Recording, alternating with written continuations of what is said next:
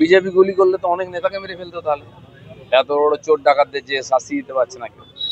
BJP খুনির রাজনীতি, হিংসার রাজনীতি করে না। যেখানে যেখানে মারা যাচ্ছে সব কি বিজেপি করছে না? এত চোর ডাকাত গুন্ডা বদমাস ঢুকে পড়েছে টিএমসির মধ্যে, পুরো পার্টিটা কবজা করে নিয়েছে। রোজ খুন খারাপি হচ্ছে, লুটপাট হচ্ছে, এবং যাদেরকে ওরা ওপার বাংলা থেকে নিয়ে এসছে ভোটার করবে বলে, তারাই সমস্ত এই ঘটনার পিছনে আছে।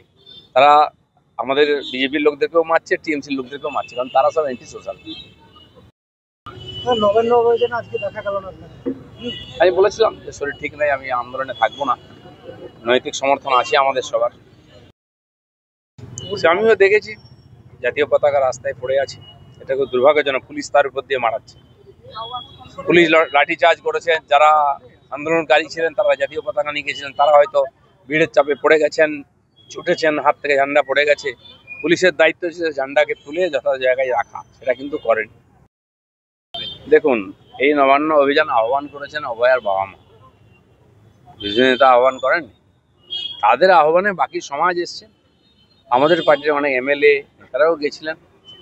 বহু মানুষ এই আন্দোলনকে নিজের আন্দোলন করে নিয়েছিলেন, মাসের পর মাস রাত জেগে আন্দোলন করেছিলেন মহিলারা। তো তখন যারা আন্দোলন করেছিলেন, সামনে ছিলেন, তারা মমতা ব্যানার্জির পদত্যাগ চাননি, তারা তার উপরে ভরসা করেছিলেন যে সমাধান হবে, কিন্তু তিনি কিন্তু কাউকে ছাড়েননি, ডাক্তার থেকে বাকিদেরকে। তো আজ যাই হোক, যে ঘটনা ঘটেছে, লোকে আশা করেছিল আদালত কমপক্ষে সাজা দেবে, দোষীদের হয়নি।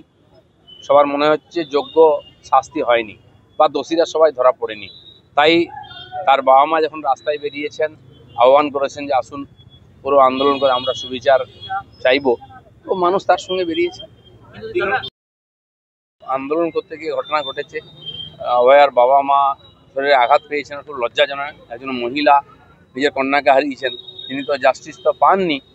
পুলিশের কাছ থেকে এটুকু আশা, পুলিশেরই তাকে সুরক্ষা দেওয়া দায়িত্ব ছিল যাতে আঘাত না লাগে, তাকে হসপিটালে ভর্তি হতে হয়েছে, তার জন্য সরকারকে লজ্জিত হওয়া উচিত।